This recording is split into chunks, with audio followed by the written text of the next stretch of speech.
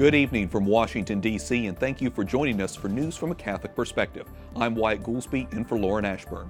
The U.S. is kicking Russian spies out of the country. The Trump administration says 60 intelligence officers under the cover as Russian diplomats will be expelled, and a Russian consulate in Seattle will be closed. It's punishment for Moscow's alleged role in poisoning one of its own former intelligence officers in Britain. White House correspondent Mark Irons reports. Good evening, Mark.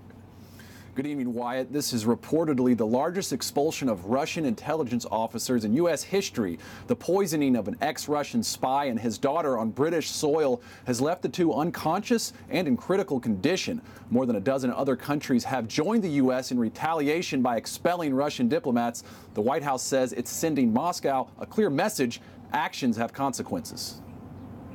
The poisoning in the UK that has kind of led to today's announcement was a very brazen action. It was a reckless action. It endangered not just two individuals who were poisoned, but many civilians, many innocent civilians.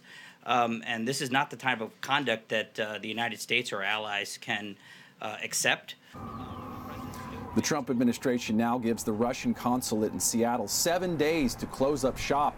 The White House says the location of the consulate is a concern due to its close proximity to a U.S. submarine base and a Boeing facility. Among the number of diplomats being expelled are a dozen who were posted at Russia's mission to the United Nations. Administration officials say they were engaged in aggressive collection of intelligence on American soil. Russia has denied any involvement in the UK poisoning, and the Kremlin has suggested it will expel an equal number of U.S. diplomats from Russia in response. The White House says the president remains open to working with the Russians in areas of mutual concern. Wyatt? Okay, we'll continue to follow this and see if Russia does indeed expel the same number of diplomats on our end. White House correspondent Mark Irons reporting. Thanks, Mark.